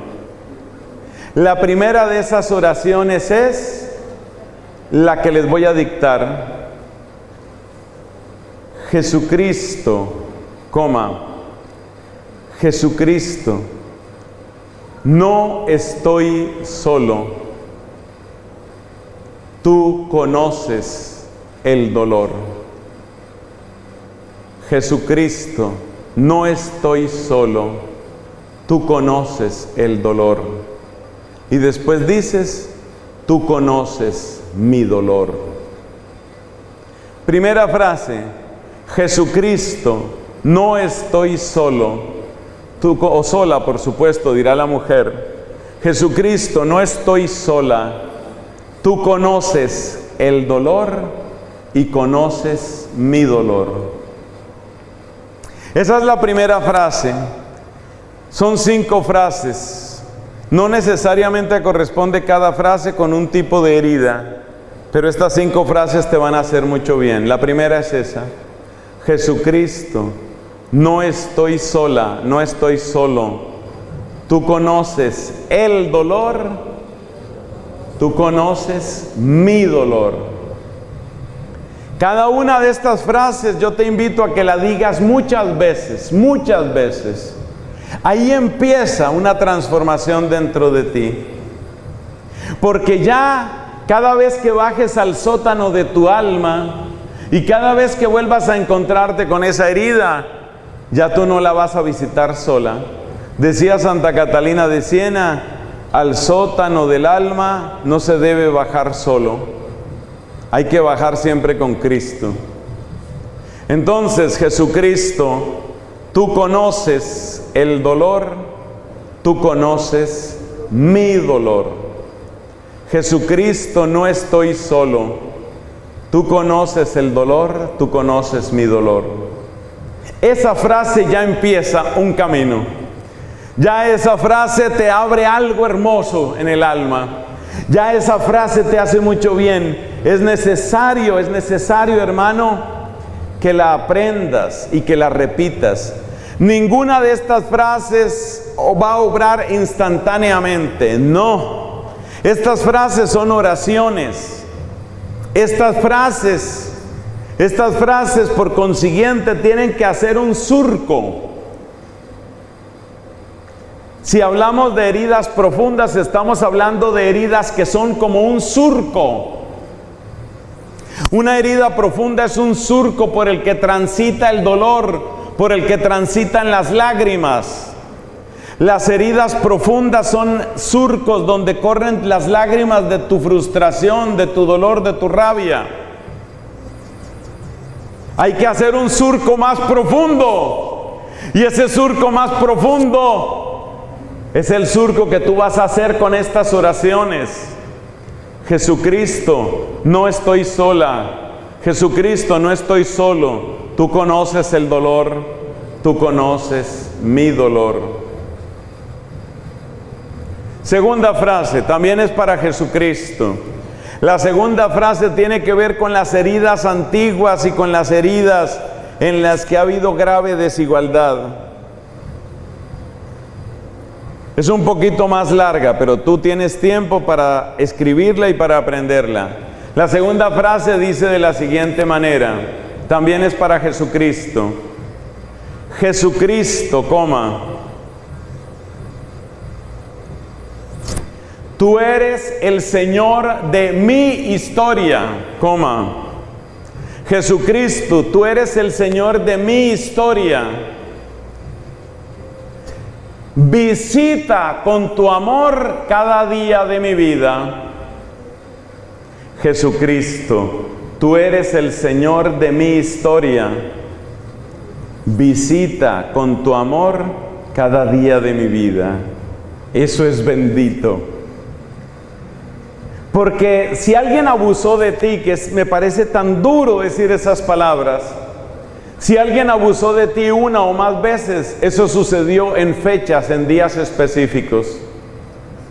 Cuando tú le dices al Señor, tú eres el Señor de mi historia, le estás diciendo, desde la eternidad en que reinas, tú puedes ver toda la película de mi vida, incluso lo que yo no alcanzo a ver. Y tú que ves toda la película de mi vida, tú puedes visitar mi vida. Yo no puedo devolverme al momento en el que yo tenía 3 semanas de concebido, estaba en el vientre de mi mamá y mi papá quería abortarme. Yo no puedo devolverme a ese día, pero Cristo, que es el Señor de mi historia y que puede recorrer toda mi vida, Él sí puede ir a ese lugar de mi vida. Por eso le decimos, Jesucristo, tú eres el Señor de mi historia. ¿Qué más dice?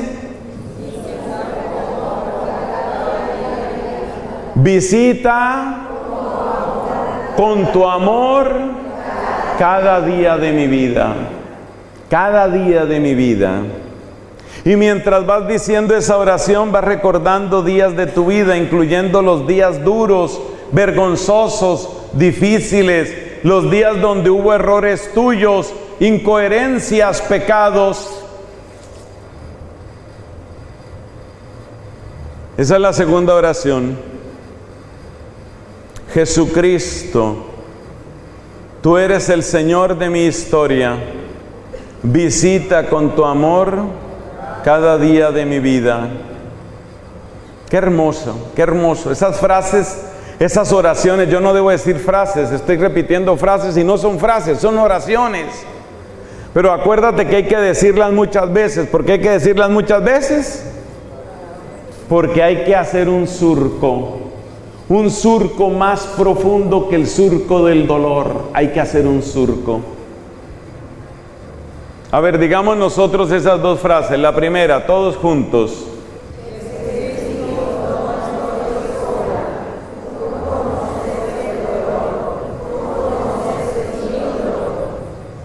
Muchos todavía no la tienen. Vamos a repetirla. Acuérdate, Jesucristo, no estoy solo o no estoy sola. Tú conoces el dolor, tú conoces mi dolor. A ver, repitamos todos. Acuérdense que esto es teórico y práctico.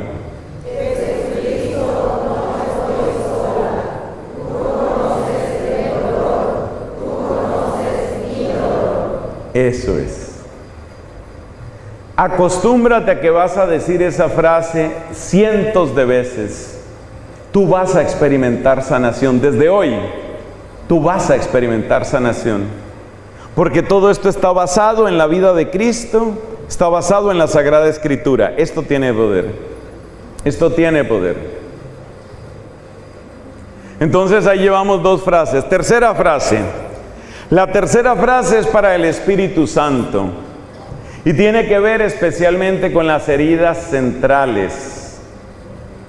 Heridas que tienen que ver con nuestro entendimiento, con nuestra voluntad, con nuestra memoria.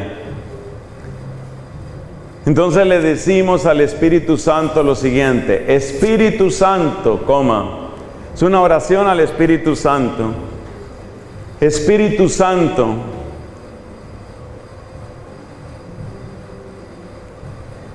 ayúdame a aceptar lo que no puedo entender. Ayúdame a aceptar lo que no puedo entender.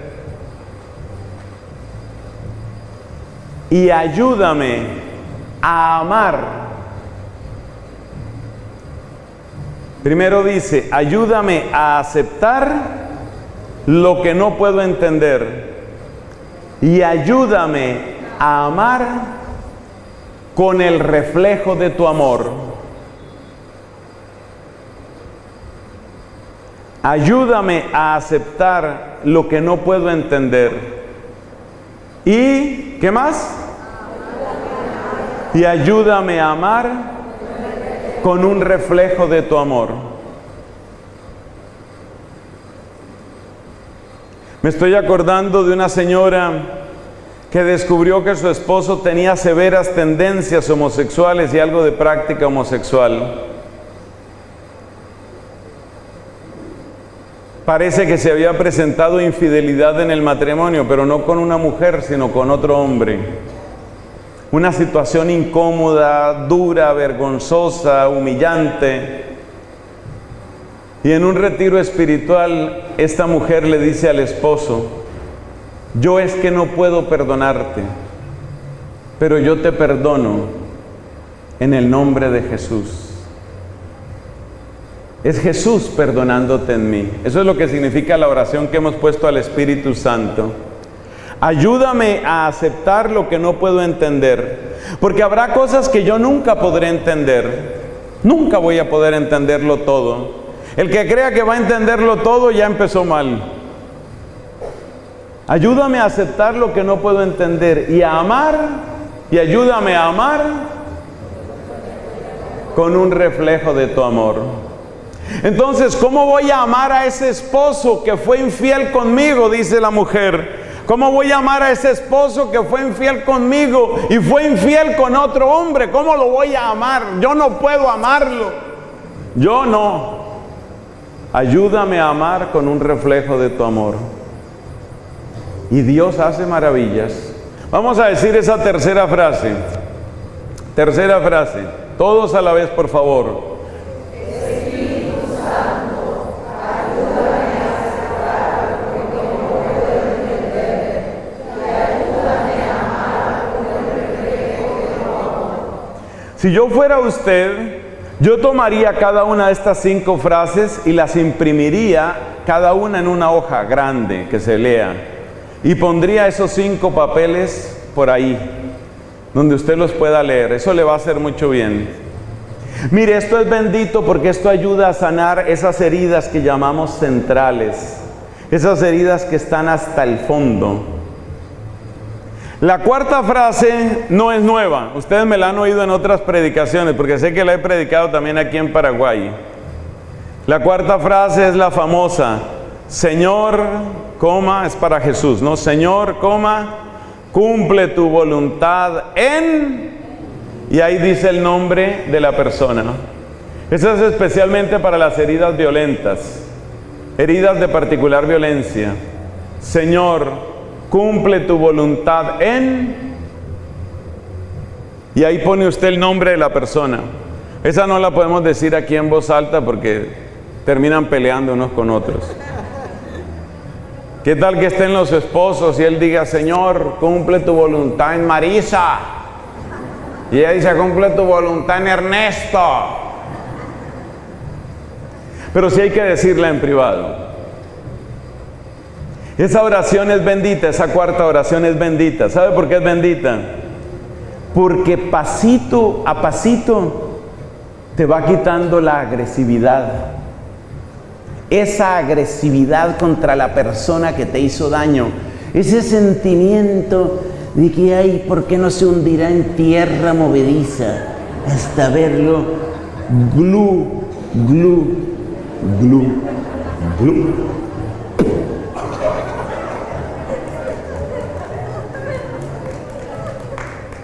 Entonces, Señor, cumple tu voluntad en... Y ahí dice el nombre. ¿Cuántas veces hay que decirla? 200, 500, 800, muchas veces, pero es bendita. Esa frase tiene la ventaja de que se le puede aplicar a cualquier persona. Al que secuestró a mi papá, se puede decir. ¿Por qué? Porque yo no estoy siendo hipócrita y sí estoy llorando. ¿Usted como que iba a preguntar algo? Ah, igual vale. No está sobre esta tierra, pero es una persona que está en la eternidad. Para Dios todos están vivos. Muy buena pregunta. Esto vale para los vivos y los muertos. ¿Llevamos cuántas frases? 4 frases. Como este es un taller, vamos a repetir las 4 frases. Pero en la última no digan ningún nombre, solo dicen en, y ahí se quedan callados y la piensan. Tampoco volteen a mirar a nadie. Señor, cumple tu voluntad en... No. Así no. Bueno, a ver, 4 frases. La primera oración, listos, preparados. ¿Cómo es?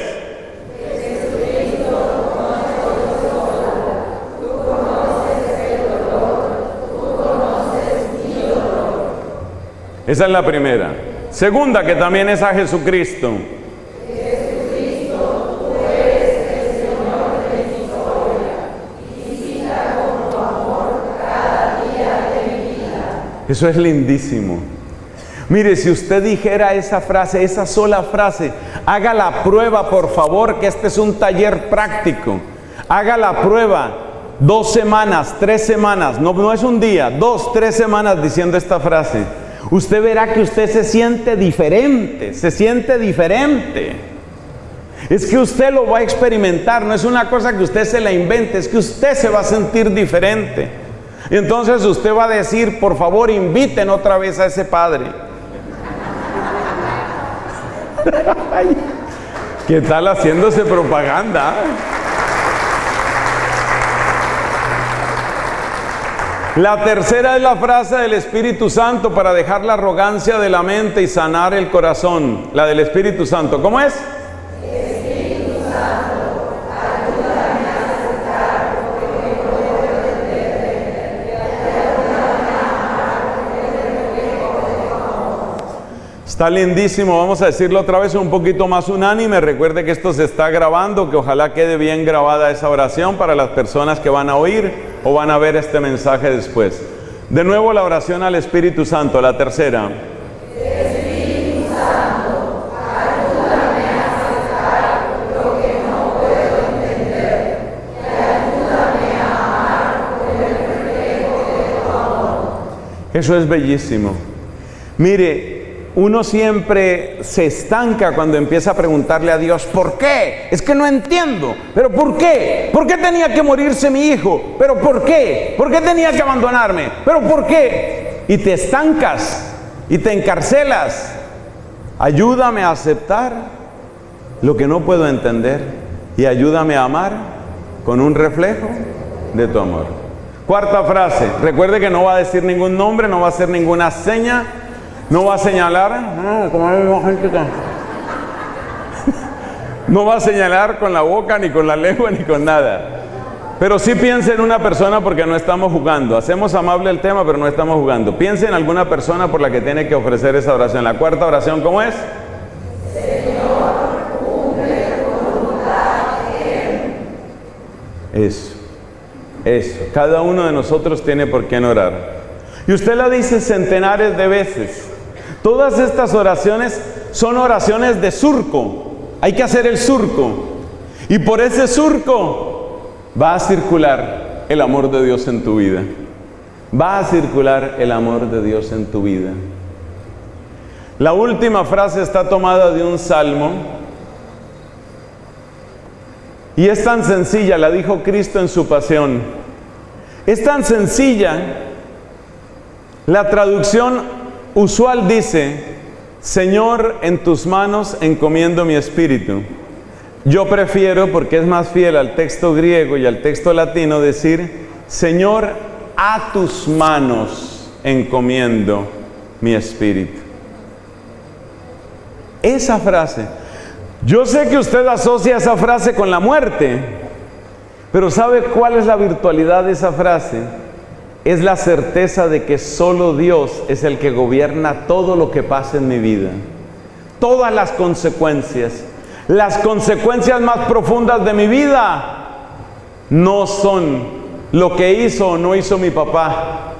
Las consecuencias más grandes de mi vida no son lo que pasó o no pasó con un médico que me hizo una operación.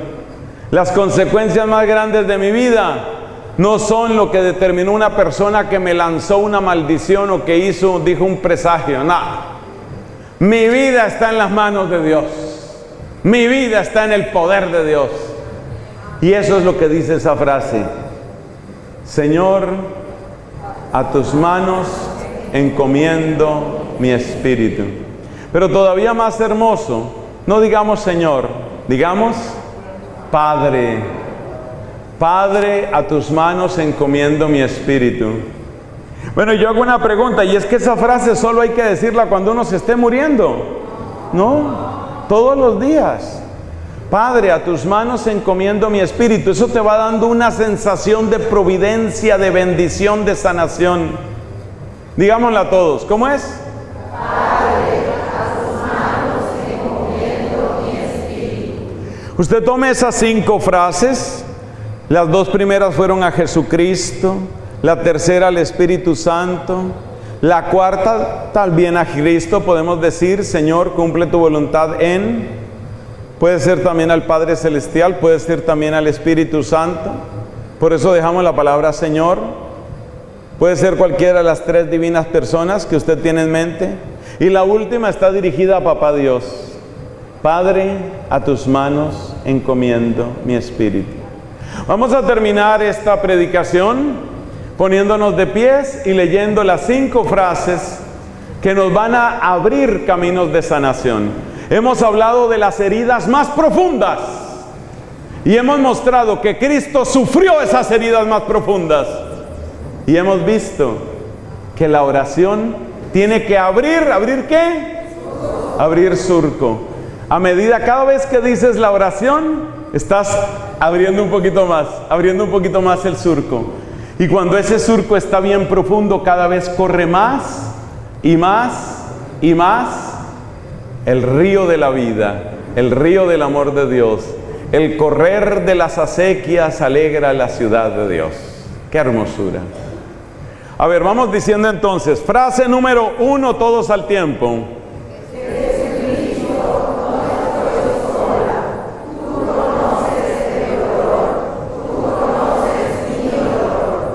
Una pausa pequeña. Asimílala. Mira la belleza que está ahí. Segunda frase.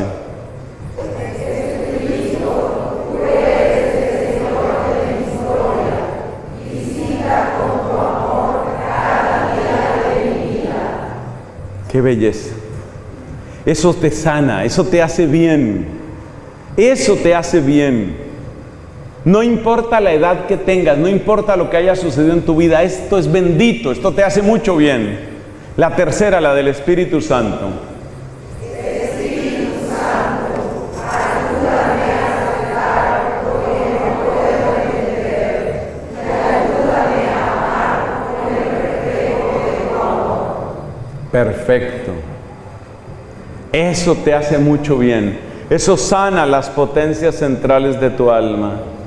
Cuarta oración, la que dice Señor, y que la puedes dedicar en tu alma a cualquiera de las divinas personas. La cuarta oración. Señor, cumple tu voluntad en. Acuérdate que vas a bendecir a muchas personas de esta manera, y sobre todo esto te va a sanar. Tú no tienes que vivir con un recuerdo espantoso de lo que te hicieron, de lo que te dijeron, de la agresión. No, esto te va a sanar. Esto es bendito. Ya lo he repetido muchas veces. Y la quinta y última. Padre, a tus manos encomiendo mi espíritu. Amén. Gloria al Padre, al Hijo y al Espíritu Santo.